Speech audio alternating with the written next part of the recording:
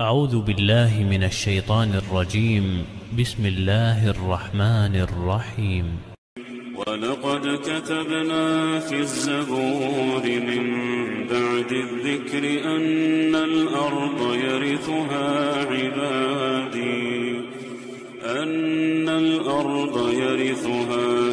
عبادي الصالحون إن في هذا لبلاغا لقوم عابدين وما أرسلناك إلا رحمة للعالمين.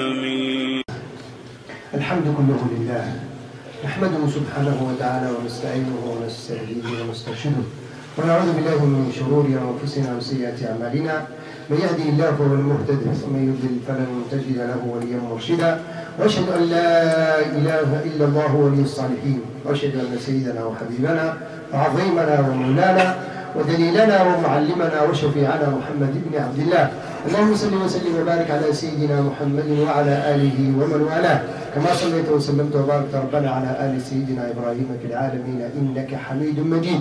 أما بعد، معاشر المسلمين، أوصيكم ونفسي بتقوى الله سبحانه وتعالى، إذ يقول في محكم التنزيل: يا أيها الذين آمنوا اتقوا الله حق تقاته ولا تموتن إلا وأنتم مسلمون. يا أيها الذين آمنوا اتقوا الله وقولوا قولا سديدا يصلح لكم أعمالكم ويغفر لكم ذنوبكم، ومن يطع الله ورسوله فقد فاز فوزا عظيما. اللهم اجعلني وإياكم من الفائزين فضلا منك ونعمة. أحباب رسول الله، ما زلنا مع النصيحة لكتاب الله. كنا تحدثنا آنفا على أن النصيحة لكتاب الله تمر عبر مراحل، أولها التلاوة ثم التدبر ثم التنزيل والتفعيل. On est toujours avec le hadith de le conseil vis-à-vis du livre de Dieu subhanahu wa ta'ala. Et le conseil vis-à-vis du livre de Dieu subhanahu wa ta'ala, c'est à travers trois étapes, trois degrés. Le premier, c'est la lecture, on en a parlé la semaine dernière, c'est de le lire, ne serait-ce qu'une simple lecture. Le deuxième niveau, c'est la méditation, la réflexion. Troisième niveau et degré, c'est le mettre en œuvre, en pratique. اليوم سنقف عند المرحلة الثانية، التدبر في كتاب الله سبحانه وتعالى نصيحة له. Aujourd'hui, on va s'arrêter avec le deuxième niveau et degré, c'est la méditation. La méditation du livre de Dieu subhanahu wa ta'ala en tant que parole divine. من أفضل العبادات تدبر القرآن الكريم أفضل العبادة. Méditer le livre de Dieu subhanahu wa ta'ala parmi les meilleurs actes cultuels, parmi les meilleures adorations. فالتفكر هو النظر في عواقب ومآلات الأمور. في اللغة عندما نقول التدبر والتفكر هو النظر وإمعان النظر في مآلات الأمور وعواقبها عموما. والنظر والتفكر في كتاب الله سبحانه وتعالى يختلف باختلاف مستويات، وسنذكر منها وسنقف عند نماذج من التفكر إن شاء الله سبحانه وتعالى فيما يستقبل من الخطوة.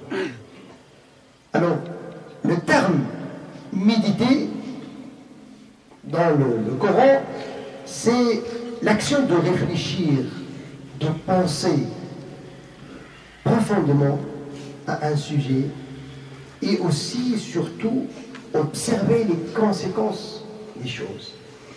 L'objectif de la méditation, c'est observer les conséquences, les finalités de chaque chose. Et à travers le Coran, bien évidemment, il y a 10 niveaux de méditation et on va essayer de donner chaque fois, Inch'Allah subhanahu wa ta'ala, un exemple pour bien comprendre. فالتفكر قد يكون تفكرا بديهيا. بمجرد التلاوة الإنسان في بعض الأحيان قد يقف عند معنى يغير حياته، وهذا التفكر لمن له آليات بسيطة لقراءة القرآن الكريم باللغة العربية الأصيلة. سنعطي اليوم نموذجا على ذلك. والتفكر في القرآن الكريم جاء بصيغ مختلفة في أكثر من 80 آية. الله يدعونا إلى التفكر والتدبر والتبصر والتمعن والتعقل. Donc plus de 100 versets, Allah subhanahu wa ta'ala nous appelle en utilisant plusieurs styles. Méditer, réfléchir, observer, concentrer, tout ce que vous voulez.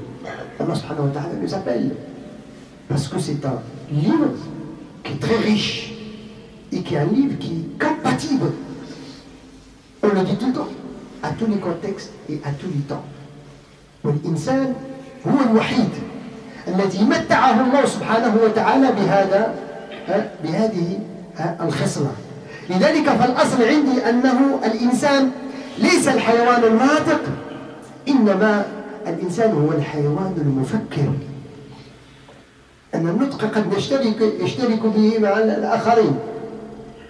بعض الدواب قد تعلم النطق وتنطق ببعض الألفاظ ولكنها لا تفكر. الإنسان ميزه الله سبحانه، وهذا التفكير وهذا العقل هو سبب التكليف. لذلك من حرم نعمة العقل والتفكير هذا غير مكلف. رفع القلم عن 3 من بينهم عن المجنون حتى يعقل. المجنون الذي لا يفكر في مآلة الأمور يتخبط خبط عشواء ليس له عقل هذا غير مكلف، رفع عنه القلم. لكن الإنسان إنما اختاره الله سبحانه وتعالى ما أعطاه هذه. Alors à travers le Coran on trouve l'appel d'Allah subhanahu wa ta'ala, nous appelle maintes versets. Réfléchissez, méditez, raisonnez, observez. Parce que c'est le seul responsable à qui Dieu subhanahu wa ta'ala a confié cette mission d'exploiter la terre, d'être le vicaire de Dieu sur terre, c'est l'être humain. Parce que Dieu lui a donné cette qualité. Même les anges, ils n'ont pas cette qualité. Et entre les anges et l'être humain, les bestiaux, ils n'ont pas cette qualité. C'est pour ça que celui qui a perdu la qualité de la raison, il n'est pas responsable. Il n'est pas responsable ni dans la société, ni devant Dieu. Mais malheureusement, Baina Hada Wadak, il y a une personne qui a endormi sa pensée, il ne pense pas. Il n'a pas perdu la raison, mais il ne pense jamais. Il ne médite jamais. لذلك تجدون في القرآن الكريم آيات كثيرة تحث على التفكر. حتى قال الإمام الحسن البصري رحمه الله: تفكر ساعة خير من قيام ليلة. تفكر ساعة خير من قيام ليلة. الإمام الحسن البصري dit méditer 1 heure mieux que de veiller toute la nuit à prier. Ça veut dire méditer devant un verset, devant les signes de Dieu, devant après, comme je dis, il y a des degrés, on va rester sur ça veut dire le conseil vis-à-vis du Coran longtemps. Ça va nous prendre longtemps parce que je veux qu'on s'arrête dans chaque degré de méditation et on donne un exemple. Aujourd'hui, on va commencer avec le premier. Donc Allah subhanahu wa ta'ala alors nous appelle à réfléchir. لهذا النبي صلى الله عليه وسلم يريد أن يحدد لنا سقف التفكير. فخرج على الصحابة في حديث عبد الله بن عباس يتداولون يتناقشون يتفكرون في أمر. قال: فيما تتفكرون؟ قالوا: نتفكر في آلاء الله. قال النبي صلى الله عليه وسلم: تفكروا في آلاء الله ولا تفكروا في الله فإنكم لن تقدروا قدره. في رواية: تفكروا في كل شيء ولا تفكروا في ذات الله فإنكم لن تقدروا قدره. Un jour, le prophète sallallahu alayhi wa sallam, regardez la situation du compagnon à l'époque du prophète. Où il n'y avait pas pas cette technologie, il n'y a pas Internet, il n'y a pas toute cette modernité. Mais les compagnons, ils ont toujours ce réflexe, ils méditent tout le temps. Un jour, le prophète est sorti de chez lui, il a trouvé un groupe de compagnons. Ils sont en train de échanger entre eux, ils sont en train de méditer, des versets, ainsi de suite. Non, c'est peut-être cela, c'est ça, c'est ainsi de suite. Le prophète, il a dit: vous êtes en train de méditer sur quoi? Vous échangez sur quoi? Vous réfléchissez sur quoi? Ils ont dit: on est en train de réfléchir sur les signes de Dieu. Les versets que Dieu subhanahu wa ta'ala nous a exposés dans les livres. والله سبحانه وتعالى يقول وتلك الأمثال نضربها للناس وما يعقلها إلا العالمون. كان أحد السلف يقول حينما أمر بآية في القرآن الكريم ولا أعقلها ولا أعلمها أبكي على نفسي وأجتهد حتى أعقلها، لأن الله يقول لنا وتلك الأمثال نضربها للناس وما يعقلها إلا العالمون. Les compagnons du prophète sallallahu alayhi wa sallam, ils sont toujours en mouvement avec le livre de Dieu. Ils réfléchissent tout le temps à travers les versets de Dieu. Et quand le prophète aura dit, fais-toi, on est en train de réfléchir sur les signes de Dieu, les versets de Dieu. Et c'est pour cela Allah subhanahu wa ta'ala dit, tel que Dieu subhanahu wa ta'ala vous expose des paraboles, des exemples dans le livre divin, seuls ceux qui ont de l'intelligence comprennent le sens de ces versets. Pour ça, le Coran ne peut pas le lire comme ça, une simple lecture où je crois que j'ai compris. Non, ça c'est un niveau important supérieur. Alors, Allah nous expose les versets dans le Coran. Et pour ça, le prophète, il veut leur dire, voilà, il y a un trait rouge, vous ne pouvez pas y arriver. C'est quoi? Il leur a dit, réfléchissez sur tout ce que vous voulez. À part Dieu subhanahu wa ta'ala. Vous ne pouvez jamais estimer Dieu comme il se doit. Ça veut dire notre tête, Allah lui a donné une capacité de réfléchir sur toutes choses, à part Dieu subhanahu wa ta'ala. Comment il est, comment il parle, comment il voit, comment il observe, comment il s'est installé sur son trône, comment, on peut se passer de questions, comment, Allahu a'lam. Mais réfléchissez sur tout. إن في خلق السماوات والأرض واختلاف الليل والنهار لآيات لأولي الألباب الذين يذكرون الله قياما وقعودا وعلى جنوبهم ويتفكرون في خلق السماوات والأرض ربنا ما خلقت هذا باطلا سبحانك فقنا عذاب النار. Allah nous parle ici de l'espace, la création des cieux, la création de la terre, la création de ce qui est entre eux. C'est des signes de Dieu subhanahu wa ta'ala qui vous exposent. Alors, réfléchissez, méditez, regardez, observez. Marchez sur terre et observez et méditez comment Dieu commence, débute la création. Ce n'est pas une simple observation avec les yeux de la tête, mais avec les yeux du cerveau de la méditation. Allah nous dit marchez sur terre, mais regardez, observez comment Dieu a commencé à débuter la création. ومن آياته أنك ترى الأرض خاشعة فإذا أنزلنا عليها الماء اهتزت وربت إن الذي أحياها لمحيي الموتى إنه على كل شيء قدير. في سورة فصلت. Parmi ces signes, quand tu vois la terre, le désert, la sécheresse, quand Dieu subhanahu wa ta'ala l'ouvre à la pluie, il l'arrose avec la pluie, il se secoue, il donne ses plantes, il fait sortir de toutes sortes de l'herbe que vous ne connaissez pas. Ainsi Dieu ressuscite les morts. Ça veut dire qu'on est ressuscité certainement. Alors, la méditation du Coran, ça peut changer la vie de nous. C'est ça l'objectif. C'est de changer. Cette méditation doit changer. Après, je vous donnerai certains exemples de ceux qui ont changé leur vie. Carrément 90 degrés. C'est pas 180, c'est 80 seulement. Non, parce que 180, il va revenir au point du départ. 360. Ah, très bien. 180 sont inversés. Je ne suis pas mathématicien. 180, c'est pas 360. Ça veut dire vraiment opposé à la vie. Et je vous donnerai des exemples.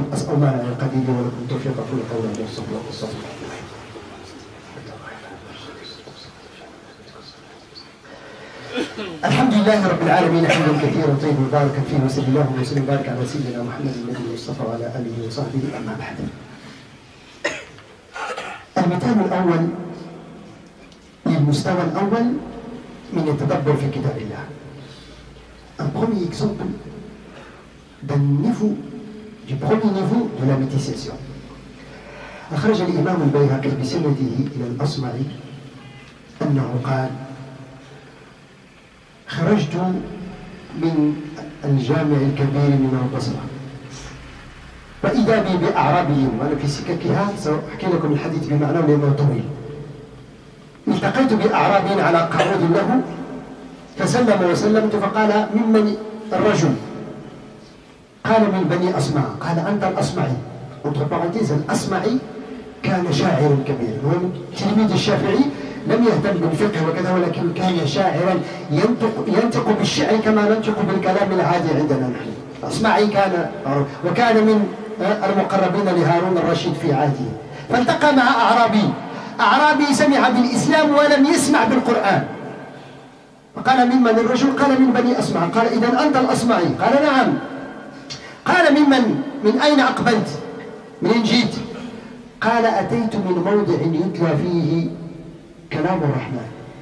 فقال الأعرابي أول الرحمن كلام يتلوه الآدميون؟ لم يسمع بالقرآن. الأعرابي جاء من الصحابة. قال هل هناك كلام للرحمن يتلوه الناس؟ قال نعم. قال فاتل علي. قال فأنزل من قولك، انزل من الجبل. فنزل. قال فقرأت عليه سورة الداريات، والداريات ذروا فالحاملات وقرا فالجاريات يسرا فالمقسمات أمرا، إلى أن وصلت إلى قوله تعالى وفي السماء رزقكم وما توعدون. وفي السماء رزقكم وما توعدون. هذه الآية توقف عند الأعرابي ويعرف اللغة العربية. وفي السماء رزقكم وما توعدون. فقال حسبك. قال هذا كلام الرحمن؟ قال إيه والذي بعث محمدا بالحق إنه كلام الرحمن. قال فأخرج سيفه من غمده ونحر جمله وقسمه بجلده، فقال أعني على قسمته على المقبل والمدبر. الجمل الذي يملك جمل فقط، نحره فقسمه على الفقراء والمساكين. قال فعمد إلى قوسه وسيفه فكسرهما ورماهما في الترى، فولى الرجل يقول وفي السماء رزقكم وما توعدون، وفي السماء رزقكم وما توعدون، حتى توارى. فرجع الأصمعي إلى نفسه وقال ويحك يا أصمعي، 30 سنة وأنت تقرأ هذه الآية ولم تفهم ما فهمه الأعرابي. أصمعي يقول ونحن نقرأ هذه الآية وفي السماء رزقكم وما توعدون، ونقرأ مزيد سورة الداريات، والأصمعي قال ومرت الأيام وذهبت مع هارون الرشيد إلى الحج، وبينما أنا أطوف إذ سمعت صوتا خفيا ينادي يا أصمعي يا أصمعي، فالتفت فإذا بالأعرابي، فأخذني وراء المقام فقال أما زال معك من كلام الرحمن شيء؟ أتل عليه. هذا بقيت هذه الآية غيرت حياة الأعرابي. وفي السماء رزقكم وما توعدون. قال اسمع نعم، فتعمد أن يقرأ نفس المقطع والداريات دروا حتى وصل إلى قوله وفي السماء رزقكم وما توعدون. فقام الأعرابي وقال ورب الكعبة وجدنا ما قال ربنا حق. وجد ما قال الله حق في القرآن الكريم. قال فأتمم. أتدرون ما الذي سيأتي بعد هذه الآية؟ سيأتي قسم فورب السماء والأرض إنه لحق مثل ما أنكم تنطقون. قال فانفجر الأعرابي غضبا وقال يا سبحان الله، أحوج الله إلى الحلف لأنهم لم يصدقوه، لأن الله حلف هنا وفي السماء رزقكم وما توعدون. فورب السماء والأرض إن في السماء رزقكم وما توعدون كما أنكم تنطقون، كما أنك تتكلم. اعلم أن الرزق ينزل من السماء وليس من الأرض، إنما توعدون من الأقدار ينزل من السماء وليس من الأرض. فالأعرابي قال أحوج الله إلى القسم لأنهم لم يصدقوه، فقال اللهم إنا نصدقك بما تقول، ففاضت روحه فمات. مات الأعرابي لأنه لم يتحمل أن الله يقسم.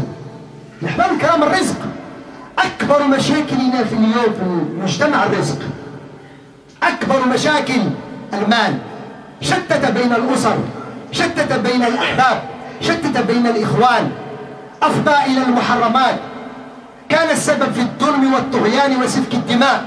ونحن نعتقد أن الرزق من الأرض، ونحن نعتقد أن الرزق بسبب أن الرزق يكفله العمل، ونحن نعتقد أن الإنسان بشطارته وعلمه يرزق. ورب العالمين قال لا، في السماء. إذا أراد الله أن يبسط الرزق لمن يشاء يبسطه في السماء فيجده في الأرض. والعلماء يقولون الرزق رزقان، رزق تطلبه وليس لك منه إلا ما قدر لك، ورزق يطلبك ولو فررت منه كما يفر المرء من الموت لأدركك. الرزق رزقان، رزق أنت تطلبه وعلى المولود له رزقهن وكسوتهن بالمعروف، هذا لن تأخذ منه إلا ما قدر لك ولو اشتغلت ليل نهار، ولكن رزق هو يطلبك، هذا ولو فررت منه فإنه سيأتيك قبل أن تموت. لن تموت نفس حتى تستوفي رزقها كما قال النبي صلى الله عليه وسلم. En bref, pour ne pas trop parler, la méditation de ce bédouin a changé sa vie. C'est ce récit-là, c'est Al-Asma'i. Il a dit, je suis sorti de la mosquée et j'ai rencontré un bédouin. Et après la salutation, le bédouin m'a dit, c'est qui l'homme? C'est une expression qu'ils disent. Il m'a dit, je suis de Bani al-Asma. Il m'a dit, alors c'est toi Al-Asma'i. L'Asma'i, c'est un grand poète avec l'histoire de l'islam. À l'époque de Harun al-Rashid, c'est un parmi les élèves de l'imam Shafi'i. Mais on peut dire sa spécialité, c'est la poésie. C'est quelqu'un qui la poésie pour lui, c'est comme la discussion simple entre nous, quatre connus. Le bédouin lui a dit, d'où es venu? Il a dit, je suis venu de là, on récite les paroles divines de Dieu miséricordieux. Le bédouin lui a dit, est-ce qu'il existe des paroles divines de Dieu miséricordieux que les êtres humains récitent entre eux? Il n'a jamais entendu du Coran. Il a dit, oui, bien sûr. Il a dit, récite-moi alors quelques-uns. Il a dit, alors descends de ton chameau. Quand il est descendu de ton chameau, il lui a récité le chapitre d'Ariyat. Jusqu'à ce qu'il est arrivé, et c'est certes dans le ciel où il y a votre subsistance et tout ce que Dieu vous a promis.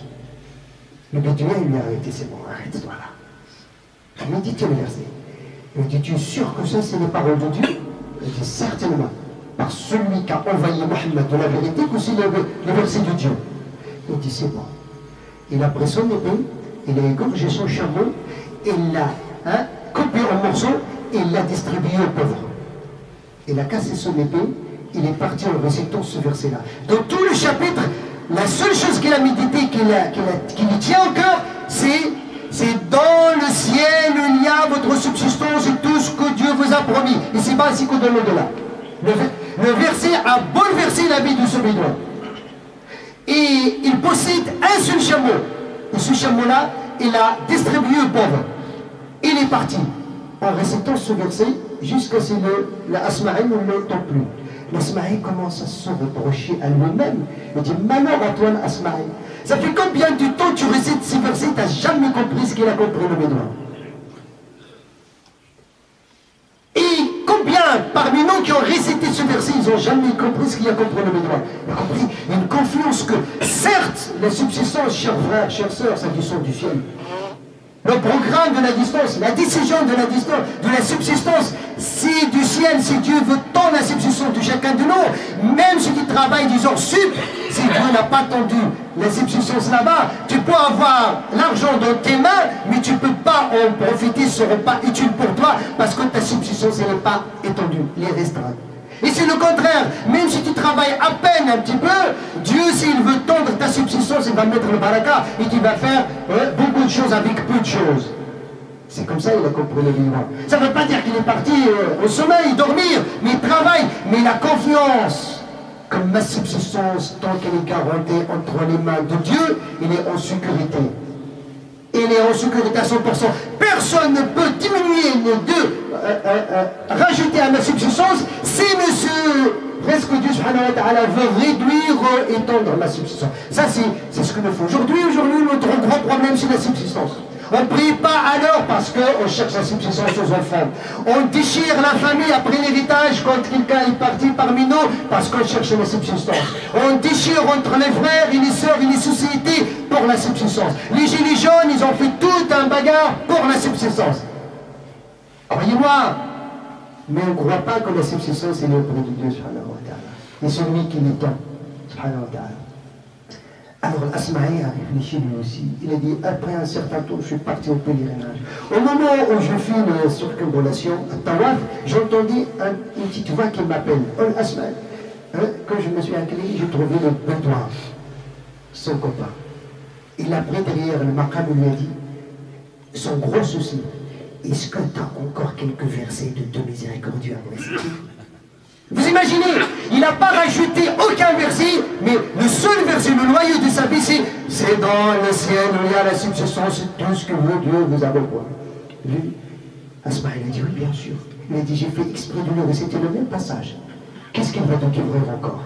Et quand il est arrivé au fils Sama et si dans le ciel il y a votre subsistance et tout ce que vous avez, tout ce que Dieu vous a promis, il a dit, par le Seigneur de cette chambre, j'ai trouvé que ce que Dieu a dit est véridique. Il a mis le verset en œuvre. Il a confiance en Dieu. Il dit maintenant, continue. C'est-à-dire que le verset après, verset 23 après, qu'est-ce que c'est? Au fils. Allah il va jurer. Par le Seigneur du ciel et de la terre, c'est une vérité aussi comparable que vous parlez. Une vérité, vous devez croire à cette vérité comme si tu parles. Est-ce que quand je parle, je crois que je parle? J'ai la certitude que c'est moi qui parle. Alors je dois avoir la certitude que ma subsistance à descend du ciel, c'est pas de la terre. Et quand le bédouin il a entendu que Dieu a juré, il s'est mis en colère. Et il a dit, ils ont été mal polis avec Dieu. Ils l'ont obligé de jurer pour qu'ils croient que c'est la vérité. Il a dit, Seigneur, je crois que tout ce que tu dis que c'est la vérité, il a rendu l'amour. Son corps n'a pas supporté que Dieu va jurer.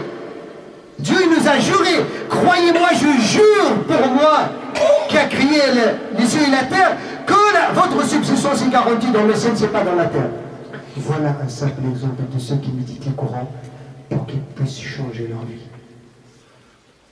لذلك في الآيات 56 بعدها le verset pour loin dans le même chapitre Allah qu'est-ce qu'il dit وما خلقت الجن والإنس إلا ليعبدون ثم ذكر الرزق ما أريد منهم من رزق وما أريد أن يطعمون إن الله هو الرزاق ذو القوة المتين ونحن اليوم نشتغل بالمطلوب ونغفل عن المطلوب. Nous tellement que ce qui est garanti nous a distrait de ce qui est demandé. On perd toute notre énergie pour acquérir ce qui est garanti. Et on ne fait rien pour faire ce qui est demandé. Ce qui est garanti, c'est la subsistance. Ce qui est demandé, c'est l'adoration de Dieu subhanahu wa ta'ala. أسأل العلي القدير أن يوفقني لما فيه اللهم من الرشاد والسلام واجعلنا من عباد الصالحين المصلحين. اللهم ارزقنا حسن الفهم وحسن التدبر لكتابك. اللهم ارزقنا حسن الفهم وحسن التدبر لكتابك. اللهم اجعله دستورا لنا في حياتنا.